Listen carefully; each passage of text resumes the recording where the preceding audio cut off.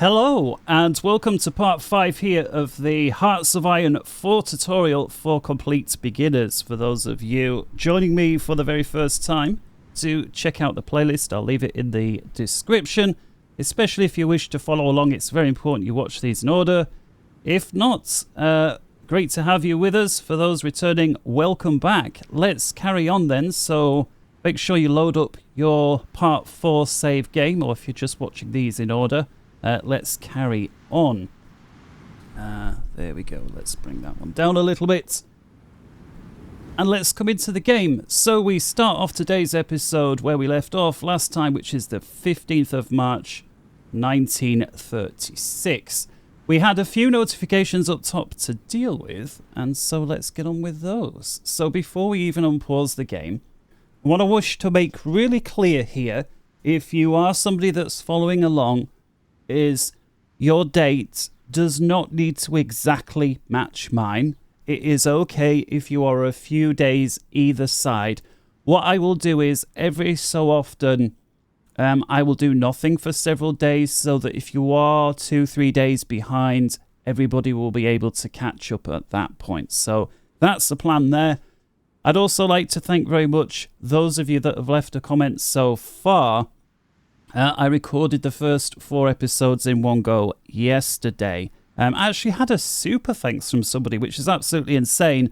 C141 Bravo Fox Echo 6, I'm using the phonetic alphabet there, gave us a $25 super thanks. So thank you very much. That is something that's actually kind of unusual these days to get super thanks on YouTube, because of course pretty much every channel has them open. But yeah, so thanks for supporting what I do.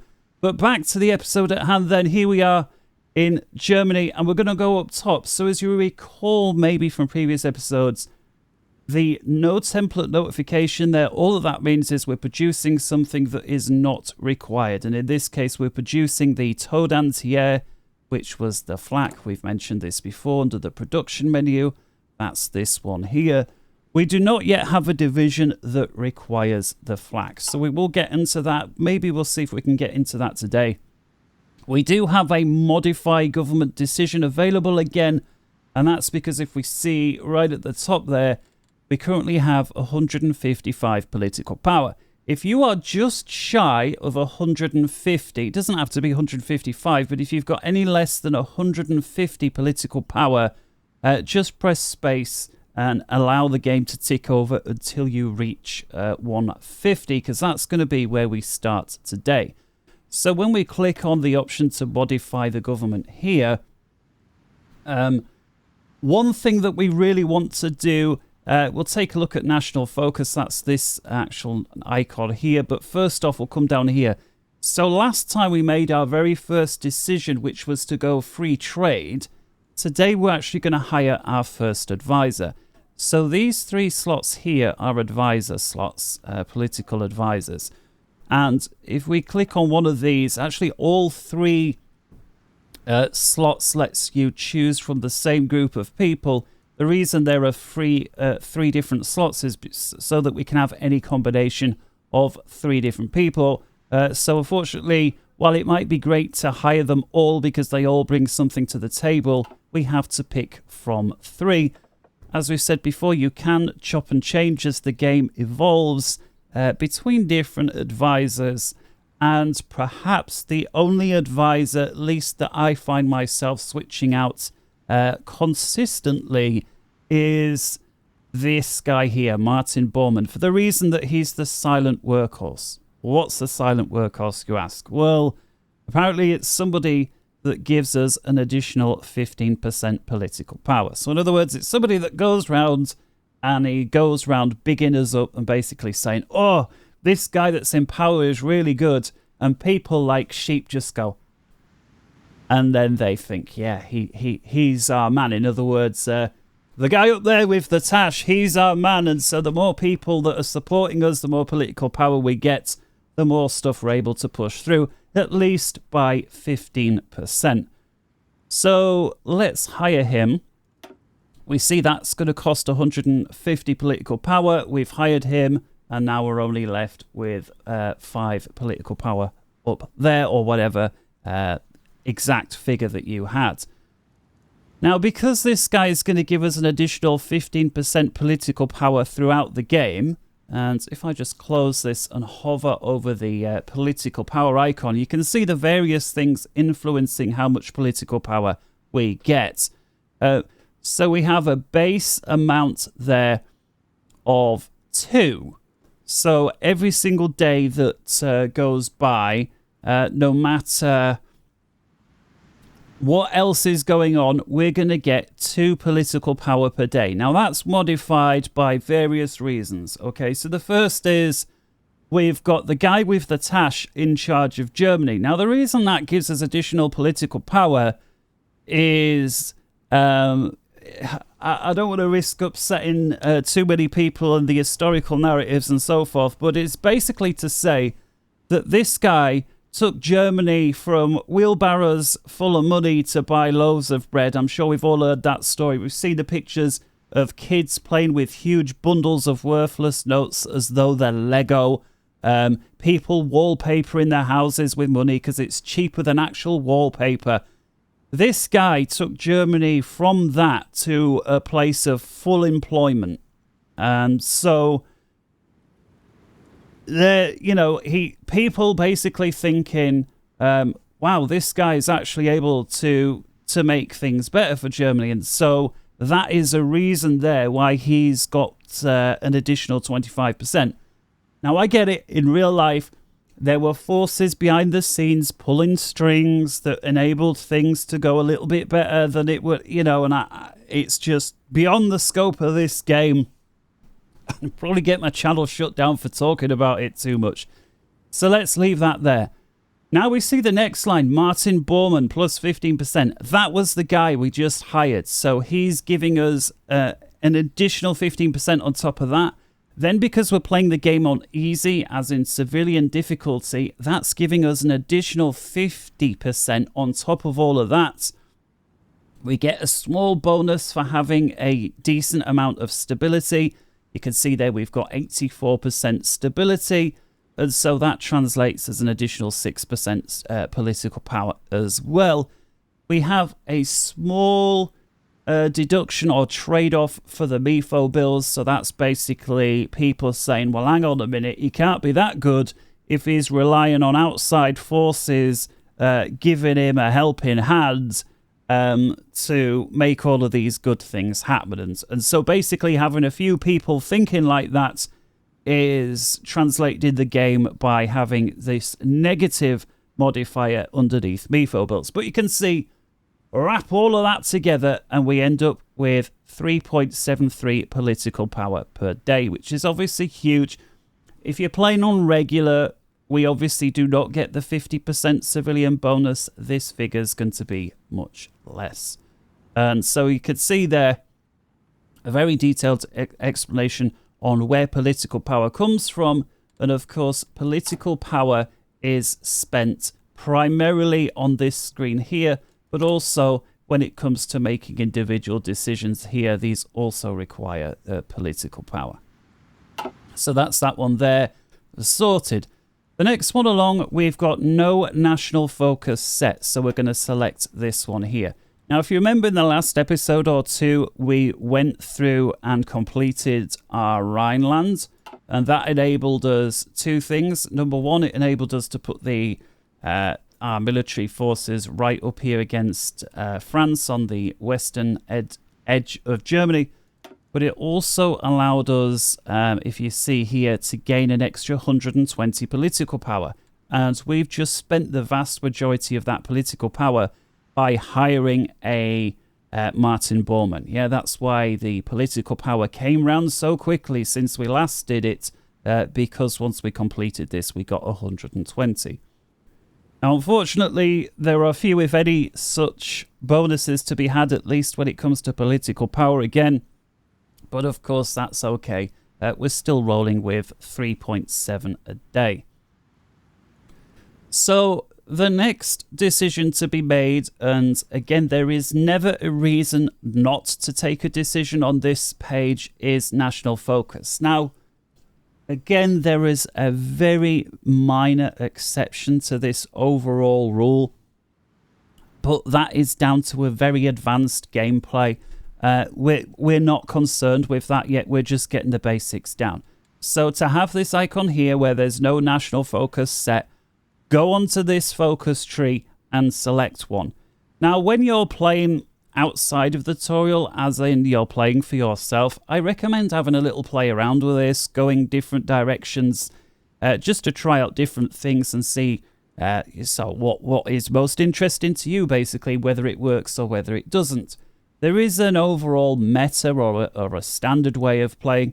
And again, because this tree varies for different countries, it's going to be a different meta for a different country. But the standard thing for Germany is get your Rhineland sorted and then come over towards the left side of this tree, which in this case happens to be more industrial kind of things, together with alliances of Romania and Hungary, which is again ultimately gives us industrial benefits once we're all working together. There's also something here to do with the walls, which includes the Atlantic Wall. Building the Atlantic Wall is something you may have to consider if you intend not to invade the UK, because obviously they're going to think about invading you at some point. However, if we take the UK out, we don't really need to worry about such a wall. If we come over to the right-hand side, as we see, we've got the Navy stuff. And here we've got this area of the screen here focuses primarily on territorial gains. So this is absolutely the direction we wish to go as we get towards 1939. But for now, let's focus on the industrial side. And in between the two, we've got the military sides, which includes air and army. So if we start with the 4-year plan, again, like any tech tree, you need to work your way down. So this is going to take 70 days to complete, and it's going to give us various bonuses. Now, when I hover here, the bonuses you see on the tooltip, if I click, are the exact same bonuses here. It's the same thing, just two different ways to get to the same information. Without spending too much time on this, let's just go over real quick. We get 2 research bonuses of 100% for industry.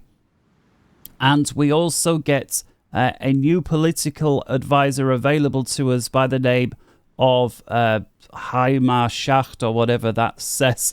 Let's just go with Schacht, I can say that, which grants an infrastructure construction speed bonus of 10%. Again, all of these bonuses stack. So if we've already got 10% construction speed elsewhere, which we did, this now is going to turn that into a 20% bonus, and so on and so on. And as you can see, there are other bonuses here, civilian construction speed, railway, so on and so forth. So this is a great way to go next. And again, if you think about the game, you need to build up your base first and then attack second. So bonuses to do with attacking stuff, as in your Air Force and Army, it makes sense to get those second, because yes, we could get a bonus to attack first, but because we're not yet attacking, having that bonus just sat there not doing anything is kind of pointless. We may as well go for a bonus that we can use straight away, as in a bonus that helps us expand.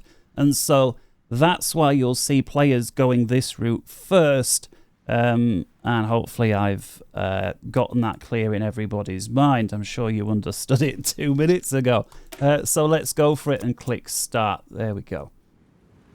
That's almost all the notifications dealt with except one. Now look at this icon here. There is what looks like a drop of oil and some sort of cog with a piece of metal in the background. You will see this icon over and over again, no matter who you play for in this game. Again, with a very minor exception, maybe of the United States, because they've just got loads of resources of all kinds.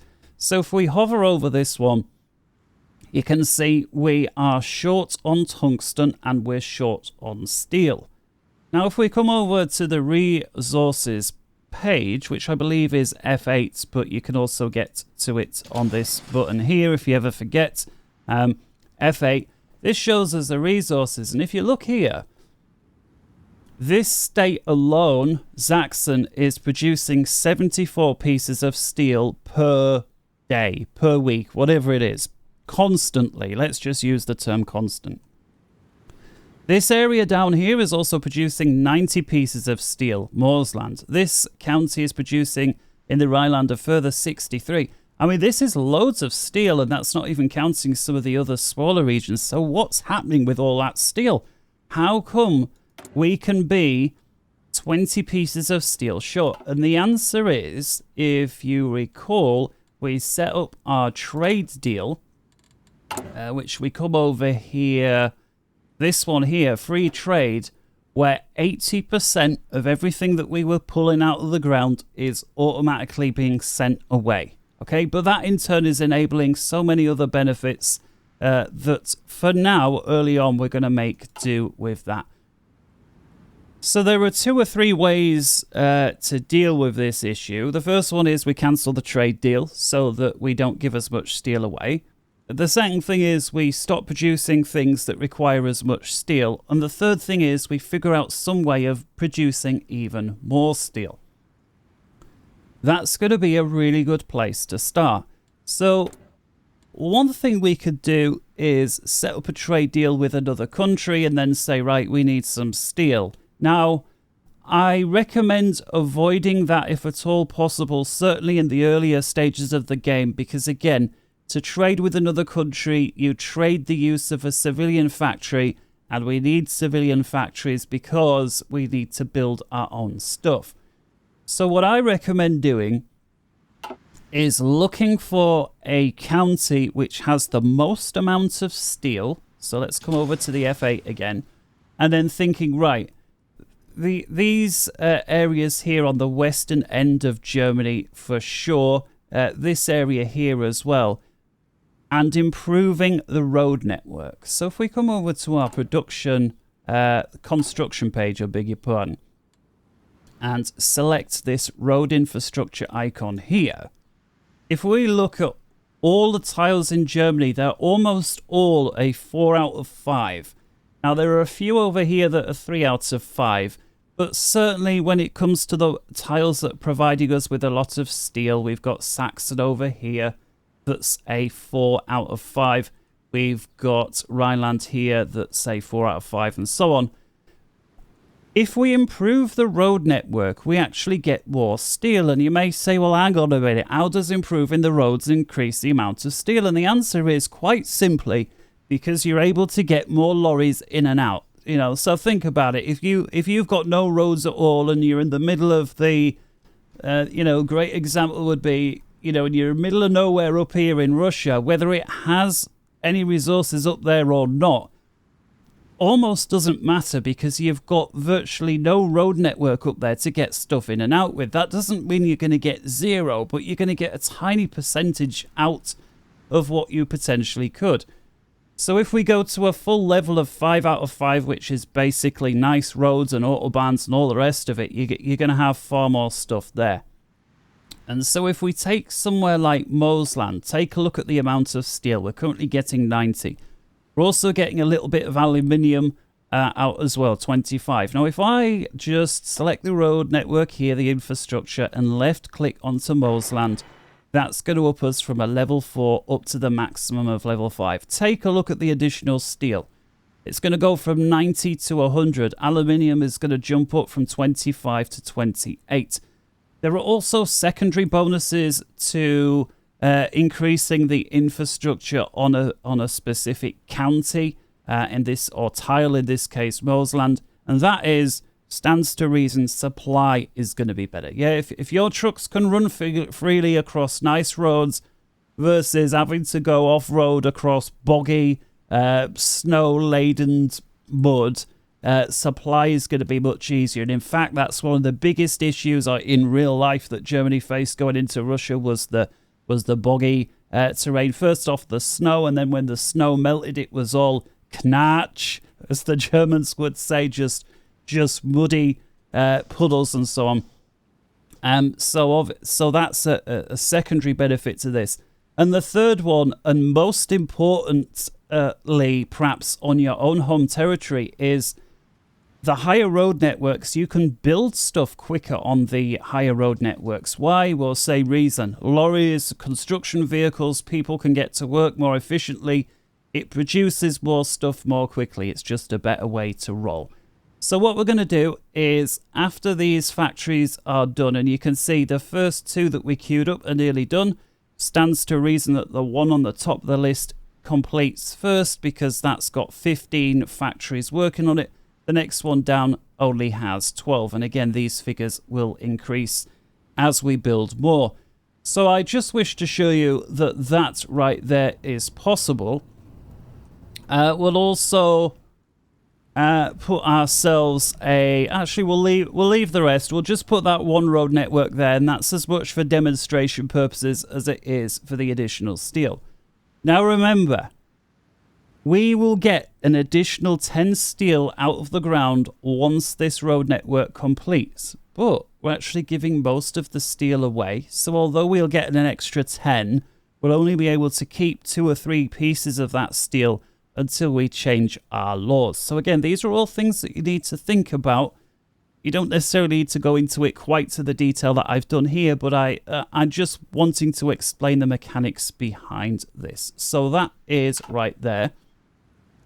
So let's now unpause the game, speed up, and we'll wait for the next notification, at which point we'll hit space once again. In fact, I'm going to pause it. Oh, there we go. Perfect time. I was going to say I'm going to pause it at the end of March, but this will do. So our first piece of research has completed. The electronic mechanical engineering. Okay. So I'm going to slow time right down because there's a couple of other things I wish to take the opportunity to address here. So first off, before we forget about it, let's deal with the research. So we'll come back over here, the research slot. And there is where our mechanical engineering was. You can see all of the others are nicely underway. You know, this construction here is halfway done. The rest are over halfway. Let's come over here to get a new piece of technology. Now, when you click on this, it's going to take you to whichever tab you were previously on. And in this case, it was this one here, the electronical mechanical engineering. That's now been unlocked.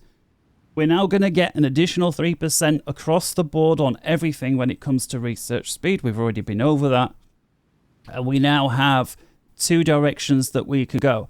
Now, this is a tech tree where we can go in both directions. So we can get both the radio as well as the radars further down, as well as the mechanical computing. Because if you look under this tree, the arrow goes in, the line goes off in both ways.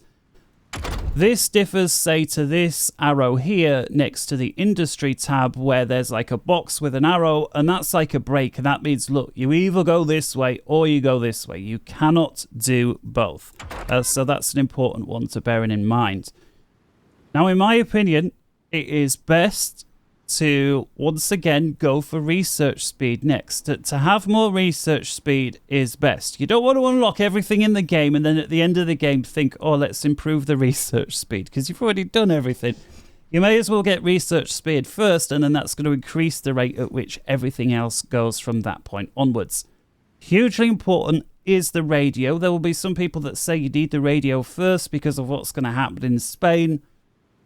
I'm not saying that they're wrong. They're not. It's just because we're playing on easy. Let's go for the mechanical computing first. Okay. That's going to take 195 days. Boom. All right. So the next thing I want to do, if we come over to the F2, which is our Navy page. Again, these can also be accessed by clicking here if you ever do forget. So let's go to Navy on F2. If you recall, we had Admiral Dönitz there. He was the guy that we had training our U-boats. He's been on the go for quite some time. So you can see both of these flotillas, there's currently 9 subs in each, so they're getting there. If we select one of the flotillas, here we can see how their training's going on. Now, I'm very glad that there still is one on the very basic novice level there, level 1. And you can see there, the graph to the right of it is almost full. So in other words, this submarine is only a day, maybe just hours away from upgrading to level 2. Now that's what you see here, this sort of corporal chevron that's to the next to it. So you can see there, these are experience level 2 versus level 1. Now, if you take a look at the negative modifiers there from being level 1, minus 10% basically on attack and defense. That's the upshot of what it says. You can also see down there it's 97% on the way to level 2. Now, if we come over here to the chevron, the trained level, you can see there is no bonus to be had. Well, no bonus is much better than a 10% negative modifier. So these are going to carry on training, and as you can see, they are 18, or at least this particular sub that I'm looking at is 18% towards the next level. Now, some of you may be saying, well, hang on a minute. If you set this entire flotilla training at the same time, which we did, how come this guy here is stuck at level 1 when all the rest of them are more or less at the same place on level 2? And if you ask that question, brilliant question to ask. And this is one of the drawbacks of training Navy, aside from the fact that they use fuel. And that is, this particular sub here will have become damaged at some point during the training. And remember, we set the option here for automatic split off is enabled. When that sub became damaged during whatever the reason was during training, it has said, right, sod this, we got to get home, fix the leak, whatever the problem is, then we'll come back and we'll carry on training.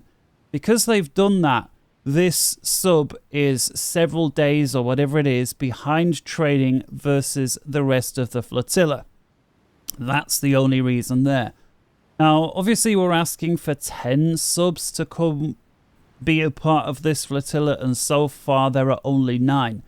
When the 10th submarine gets created out of the dockyards and joins the flotilla, that sub's also going to start off brand new level 1, okay? New sub, new crew, they get together, they're beginners. So they will join the flotilla where all the rest of them are pretty much trained up, and this one sub is a novice. And so that's something else to bear in mind. Not that it matters, you know, if you've got 10 guys and 9 of them know what they're doing and one of them's new, the 9 guys will pretty much carry the new guy and he will gain experience even without training. If they're at war, the beginners will gain experience just by, well, what goes on, right? They're attacking in war. They make a couple of mistakes. People learn if it don't kill them first. So there's that. Once these people have finished their training, or these submarines, there is nothing to gain by keeping them training in their own right, okay? So training, as you see here, these subs are up to level 2. If I just come over here to my surface ship and select... Okay, they're all novice. I wasn't expecting that. That must be a difference in one of the DLCs, but... oh, I know. We'll select the infantry division to show you. So once they get past level 2, you see here, here's experience level 3. Regulars, and they get this little silver icon with the star. Looks a little bit like captain's sort of epaulet.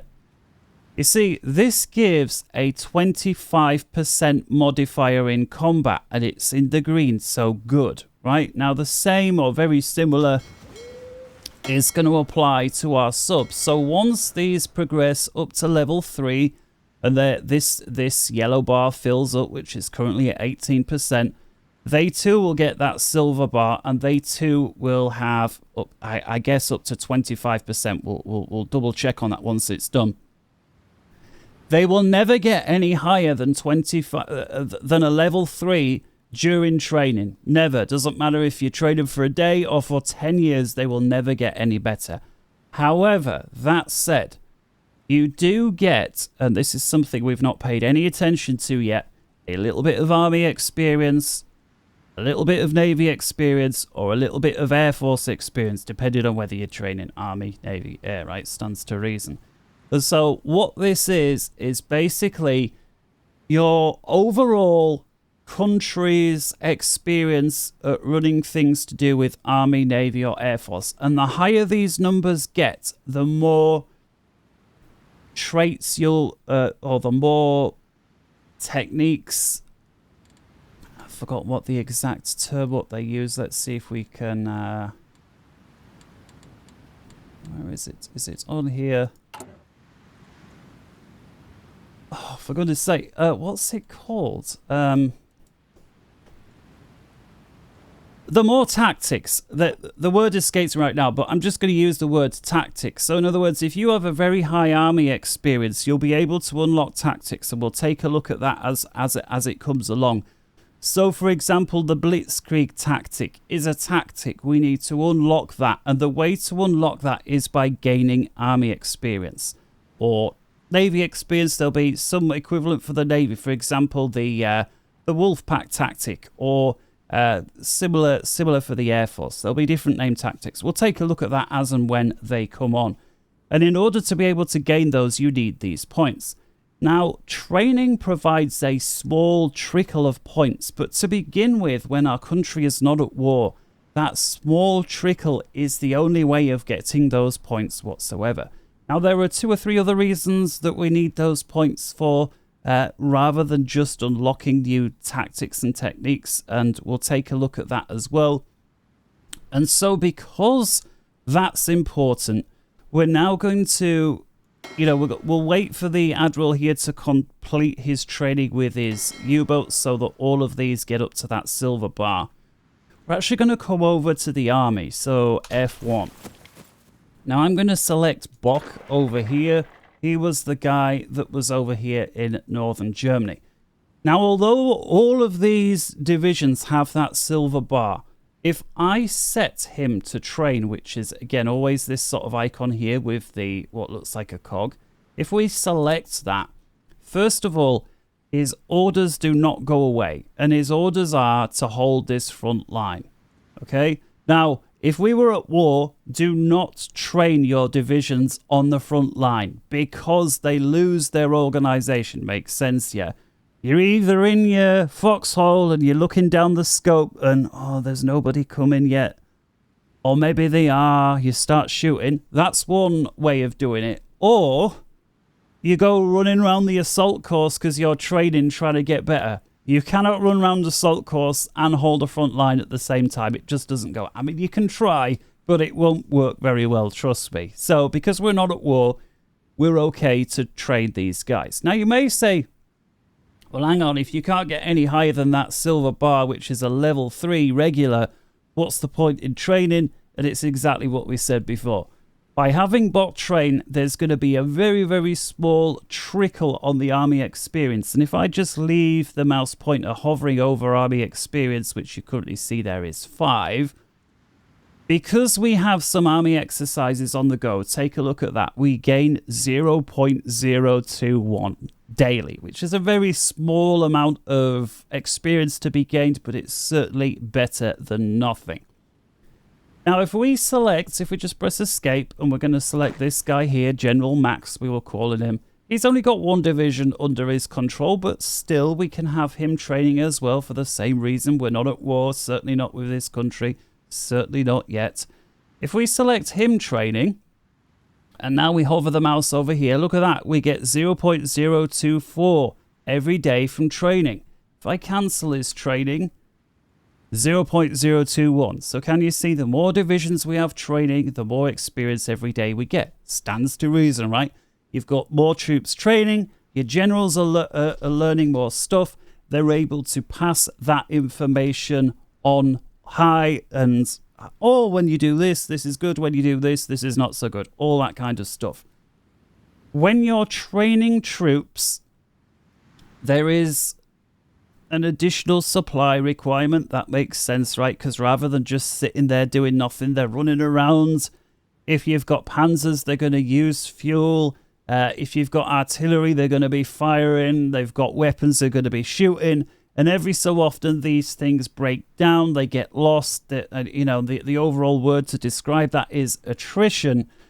And so units training have more attrition than not. So if you are very short on something, let's say we're short on panzers, we're short on fuel, training those divisions is probably not the best thing to do unless you're trying again to obtain this silver star. So General Max absolutely will make sure he's training.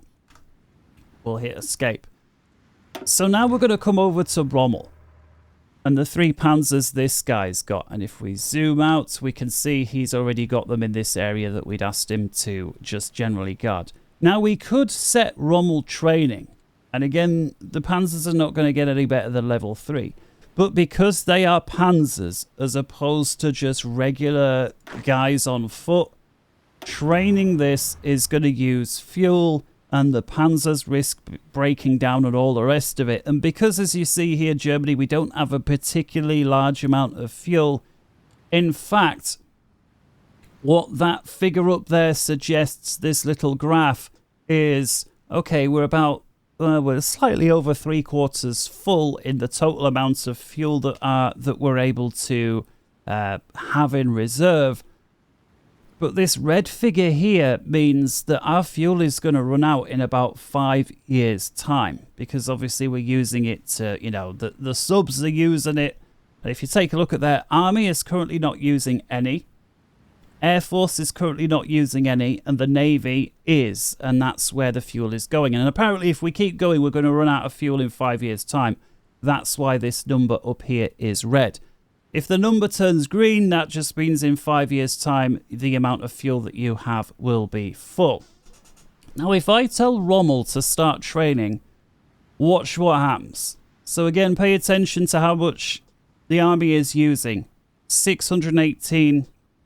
Sorry, it's using 0 amount of fuel per day, but could be up to 618. So we're going to set Rommel training. Take another look. And we're going to unpause the game. Pause it. Just needed an hour there. Take a look at that. The army is currently using 309 tons of fuel, whatever you want to call it, on a daily basis. And again, because of these 3 panzers, okay? There is also the possibility that Box Motorized Division is using a little bit of fuel as well. We'll forget about that for now. But I'm going to cancel the training here with Rommel. Now you may say, well, won't we get a little bit more army experience with Rommel training? Yes, we would. 0.03 as opposed to, if we cancel it, 0.02. So definitely is a gain to be had, but it doesn't outweigh the fact that we're low on fuel and we'll run out even quicker. And, of course, the tanks that we will lose to attrition. So that's that there. Coming over to Baldy. General Willem. He's got nothing but infantry divisions, so he's certainly not going to use any fuel. But again, they will go through a little bit of attrition with weapons and so forth. Again, I'm going to set these guys training so that we can get a little bit more experience. Look at that. Now up to 0.04. Okay. Come up to General Witzenbomb, as we were calling him. He's on the border here with Poland. And again, for the same reason, we're going to start training. Okay. This general over here, just a solitary division, but every little helps get them training as well. So I'm just going to hit escape and come back to General Witzelbomb, as we were calling him. And I'm just going to unpause the game. And what I want you to see is on the very left edge of this screen, there are 2 little graphs here. One is in green and one is a sort of a reddish brown. Now I'm going to unpause and watch what happens. Bearing in mind, I've just asked Witzelbomb, who was sat there holding the front line, all in position, not otherwise doing anything. And I've just told him, hey, get up, start training. So let's unpause and watch these little graphs. Pause. See that green line completely disappear. What is that green line? That is how organized the division is. And the division needs to have organization in order to effectively deal with the enemy. Everybody was in their foxhole, sat there nice and orderly, looking at the enemy through their binoculars, whatever it was. They're best able to deal with the enemy. Now we've got them all out of the foxhole, running around the assault course, doing goodness knows what. The organization is shot. And that's because if you're the enemy and you advance into an army and that army, rather than waiting for you, is running around the assault course, they're obviously in a terrible position to be able to defend against what you're doing. And that is represented by that green bar. The green bar is not only affected by doing exercise, though. For example, if you're pushing an army and you're advancing militarily into an enemy country and you're pushing them really hard, pushing them, they're obviously going to get tired. People start making mistakes. In other words, people need sleep, right? They need a rest. And so you will also notice the organization disappear there. And you know, one of the few things that you'll hear people say about this game as a hard and fast rule is he who loses the organization first loses. And that's because if you have two divisions that are both otherwise the same, if one of them loses the organization after, let's just say, 10 hours and the other one it takes 20 hours, as soon as this one loses the organization, they basically unable to fight, but this one's got another 10 hours to fight, boom, game over, right? So keep an eye on the organization. Now, it's not like you have to sit here and carefully manage all the organization. The general's going to do that on your behalf, which is why if the general recommends to do something or not, generally speaking, do what the general says in general terms. Right. So all of these guys training. And again, if we come over to the logistics menu, also something we've not really looked at much yet, we can see how much of all the equipment that we've got. So anti-air, we've got 23 pieces of equipment in storage. We are producing 0. In this case 4 or 4.7 if we look at it more precise of anti-air per day. So that's going to slowly trickle up. And again, if we come over to the production menu, come over to where it says towed anti-air, here we can see they've actually presented it as 3.3 per week, but you know, that's the same as 0.47 per day. Now, this here is not how much equipment you have in totality, but how much you have spared in storage. Because obviously when it comes to things like infantry equipment, okay, we've got 4,000 guns in storage somewhere, but there are many more guns out already in the field, and they exist with the soldiers that are currently training. Now I'm going to come over to the recruitment menu. And remember last time when we looked at this, there was not enough stuff to go around for the panzers and the infantry. Now you can see infantry is more than happy. They're 100%. We come to the panzers, they're only 74% happy. And you may say, well, hang on a minute. Last time we did this, you said infantry got low priority, panzers got middle priority. So surely if there's a shortage of stuff, the panzers get theirs first and the infantry get their stuff second. So how come infantry is happy and panzers are not? You're right in exactly what you say, but remember the panzer divisions requires, drumroll, panzers. If you take a look at all the other stuff here that the panzers need, infantry equipment, trucks, support equipment, artillery, they're happy. They've got the whole lot. It's all green. The only thing they're short on is light tanks. Another change I want to do here before we come off this menu, this number here, what looks like an infinity sign, because that's exactly what it is, says we're going to recruit one panzer division at a time. When it's recruited, so in other words, once this green bar fills and the icon appears at Berlin, because that's where they were training at Brandenburg, this whole process is going to begin again and begin again, just doing one division over and over and over. Now, in the future, in years to come, hopefully we will have more than enough industrial capacity to be able to continue to produce division after the division. The fact is, at the minute, we're nowhere near. As you can see, we're very, very short on tanks. And what that means is when we start a battle somewhere, there's going to become a time when tanks start dying in the battle, getting killed. We need to be able to replace those tanks as quickly as possible. We're going to struggle to replace those tanks if every time we get a spare tank in the moment is going to go over to Brandenburg to equip this division here. So rather than build them forever, I'm going to click on this plus icon here. And you see that changes the infinite sign just to a number 1. And so in other words, we're going to train this entire Panzer division, but just the one. And when it's done, that's it. We're not going to be training any more Panzers. However, I do want to continue to train the infantry division ad nauseum. Now, you could say, oh, well, I only want to do this, let's say, 10 times over. So we're going to train one again and again and again. The way I would play is just say, look, unless you only know, like we know now, that you only want one division and that's it for whatever the reason, and usually that's going to be either it's a very specialist division or you don't have enough stuff. Those are going to be your two reasons to only have one. You are best able just leave it on infinite like this. And then what you'll do is at some future point in the game, as and when, you'll say, right, I've had enough of this division, and then you'll come in and you'll just change it over so it finishes whatever it's doing, and then that's the end of it. So for now, let's leave it on infinite. We're also going to add some units. Now remember here that we've got spare, remember our infantry division, right? If we come over here, our infantry division, I'm just going to click edit here. And again, we will take a closer look at this in the future. Each one of these squares here is a battalion, and they're all infantry. Yeah, we've got 9 infantry battalions.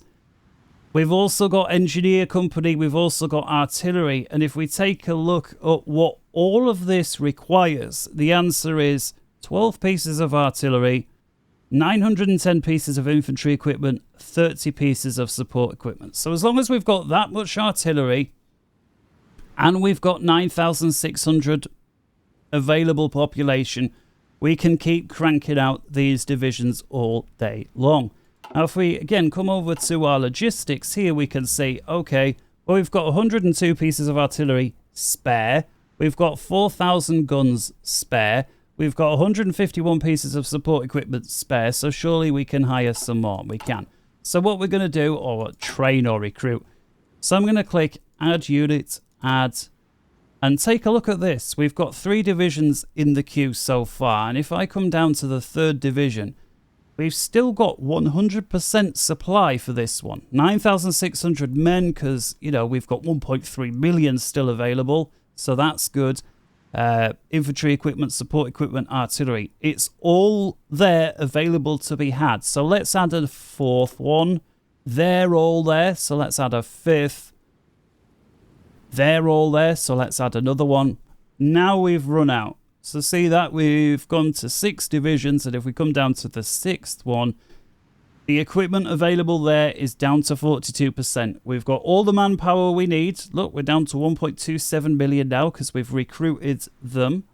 If we take a look at infantry equipment, that's where the problem is. We've got 365 out of a total of 910 rifles there. I didn't mean to move the mouse. Support equipment, we're all good. Artillery, we're all good. So we're low on infantry equipment. So in my opinion, there is no point now trying to recruit a 7th division because we've got nowhere near enough stuff. But if I was to unpause the game, as we know the factories are continuing to produce rifles, let's unpause it. I'm just going to press plus a couple of times. Take a look at this graph here.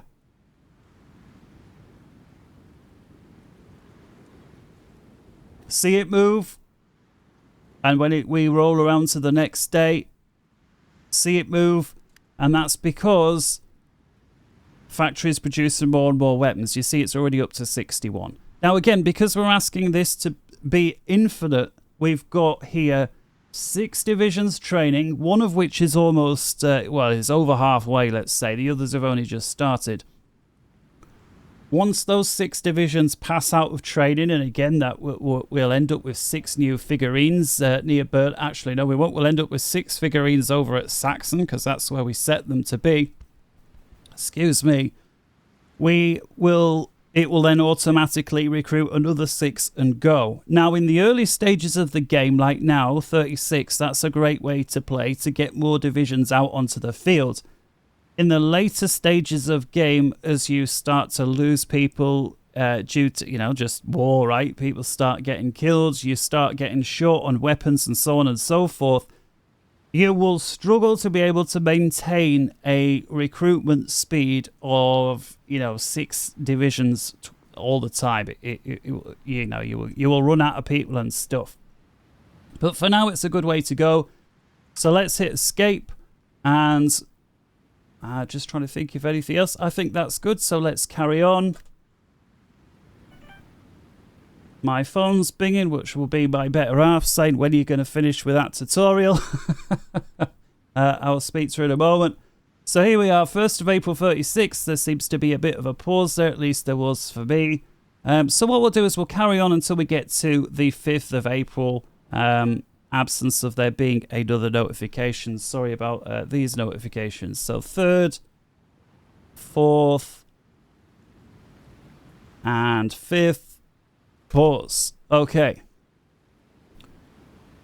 Last thing that I want to cover then before we get to the end of this episode, and I'm sure some of you have probably been wondering about it the whole time, is some of these generals down here, in fact even the field marshal here, have got this little, what looks like a glowing or a flashing plus sign. What does that mean? And so this is going to be a great way to end this episode. We're going to take a look. So we're going to come over to Rommel, and we're going to click on that plus sign. And if we scroll down, there's actually a little scroll bar here. If we scroll down, we can see that Rommel, if we take a look on the traits here on the left-hand side, is able to be assigned an extra trait. In fact, he's got 2 traits that are available to him, although there's only one that he qualifies for, and currently that's a guerrilla fighter. Now you may say, well, hang on a minute, isn't Rommel a panzer guy? Well, yes he is, but he's not there yet, at least not in 1936. So if we hover over the panzer leader trait, in order to qualify for this, if you look at that, he needs 700 experience when it comes to fighting with armor. Now you can see once he gets that trait, that qualification, it's going to give him some bonuses, even more armor speed, even more armor attack, all of that good stuff. But the only way that he will gain those 700 pieces of experience, or 700 experience points, whatever way you wish to describe it, is when we actively engage him in combat, where he gets to use those tanks. And so once the Spanish Civil War kicks off, we will send Rommel over there with the tanks, and he will then begin gaining experience. Some players refer to this as grinding generals. He will gain the experience, and then once he gets 700 experience points, boom, we can select him to have the Panzer Leader. Now, some people say, okay, well, absence of that, why not go for the trait that you already can? The answer is because a guerrilla fighter, as you see there, means that they can entrench 50% quicker. Entrench as in dig a hole, dig a foxhole, and defend the area. If I was a general commanding infantry, this would be a fantastic trait to unlock, but tanks aren't really used for defense. I mean, they can be, but they're not, tanks are good at attacking, not really defending. And you're certainly not really going to get tanks digging in a hole. And I know, yes, tanks or the support infantry can dig a hole for the tanks, so just the turret looks out and it gives it an advantage when it comes to defense. Yes, I'm not really sure how well this game implements such a thing, but certainly when it comes to just playing this game on as a beginner, I just recommend reserving these sort of things for infantry or for units that we'd use as defending or holding the line versus your attacking units. So there is that. And because you can't reassign these, once you set these are set in stone. So you don't really want to be giving generals traits that they're not really going to be used for. And again, all types of generals for both, well, I say all types, but generals for the army as well as admirals for the navy, they all have their specific traits. Interestingly enough, you do not get generals for the Air Force or air marshals, as it were, having traits, although you get something slightly different in the Air Force, which is you get fighter aces. And again, we'll take a look at that as and when that rolls around. We're going to have a little look now at this Field Marshal. You see, he's also got a plus. I will take a little look at that. Now, he's got one trait available for now.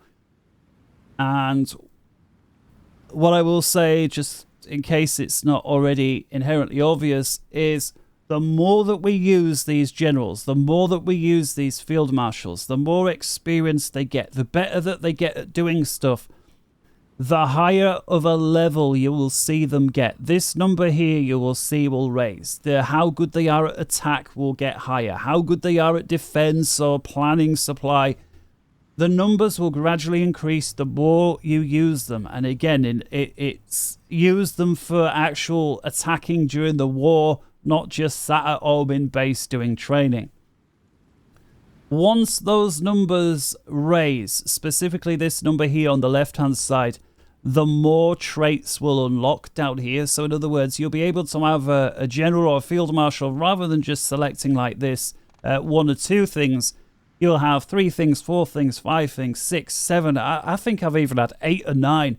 And once you get so many things unlocked, you've like got a wickedly effective general that with the same bunch of guys can do so much more versus an inexperienced general. But for now, we've only got one trait available for this Field Marshal. Now, it's not essential that you do always use them. And if we take a look here, if I wish to assign Organization First or Charismatic, and I'll briefly go over those in a sec, it's going to cost me 15 command power to assign this trait. It's going to cost me 15 to assign this one, or indeed any other. Now, you may say, well, what on earth is command power? It's something else we've not yet looked at. If I just come out of that menu here, command power is this one up here. It's the number next to the telephone. And this is... oh, it's another weird sort of mechanic in this game, but it basically prevents me from being able to give loads of bonuses to loads of different generals. I could only give so many. So because this number is restricted or restrictive of how many traits you can issue out to your generals, it makes sense to prioritize the most useful generals as, you know, when it comes to giving these out. So if we come back over here to the Field Marshal, and again, because we've already clicked on that plus icon, that flashing plus that's basically, hey, there's a trait available here, once we've looked at it, it no longer flashes. Now, that isn't to say the trait isn't still available, but it's just like a phone notification. Once you've looked at your message, it stops flashing. It doesn't mean the message is gone. It's just it's no longer a new message. So in order to be able to get back to it, we're going to click on the general in question. And right on the lower left of his portrait, we've got this little grey sort of area here that was previously flashing. If we select that, we come back to the same menu. So I wanted to finish on this, like I was saying, just briefly explain the difference between these couple of things. So we've got Organization First, which gives an additional reinforced rate of 2%. And we've also got a Charismatic option, which allows the division to recover 10% quicker. Think of this like the Field Marshal is able to give a very nice speech. And, you know, the soldiers go out on a mission, they come back, they're all tired, and the Field Marshal stands at the front and says, listen, guys, you've done really well. This is really out in the grand scheme of things. And because of that, you know, I've been authorized to give you all congratulations from the highest level, all of that sort of stuff. And then these soldiers go away feeling a bit better about themselves. 10% better, to be precise. So in other words, they're going to be ready to fight. You know, they're going to need 8 hours of sleep instead of 9 or whatever, you know, however you want to view that. Organization First is a little bit more nuanced than that. An additional 2% reinforced rate. We'll definitely take a closer look at that at some point in the future.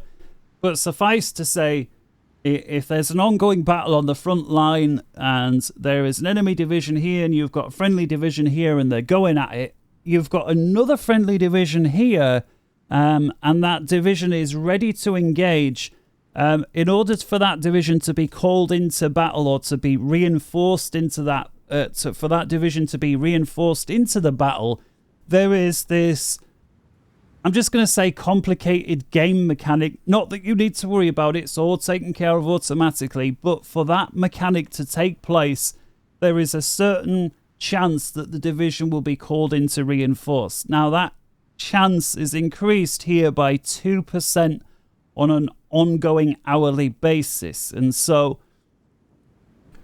when it comes to, well, which is best, is it this one or is it this one? It kind of depends on how many divisions you have, right? So this obviously means all the divisions you have are going to get rested 10% more quickly, whereas this one here is saying all the divisions you have, when they're fighting, they're going to be able to call reinforcements somewhat more quickly. So at least in my opinion, the organization one is a good one to have. Charismatic is very good as well. So I'm going to go with organization first, and ideally we'll be able to get both at some future point. Now, as you can see, as we said, that's going to take 15 command power. So take a look at the number there. Okay, boom, brings it down to 10. And with that, we have dealt with the upgrades, and that brings us nicely to the end of episode 5. I hope you found it informative. We wind up on the 5th of April, and with it, don't forget to save game and call it. I'm speaking to you like a little kid. Don't forget to save it as part 5, but come on then. Let's go Germany part 5. Okay, save. And I look forward to seeing you again on episode 6. Until then, take care. Bye-bye.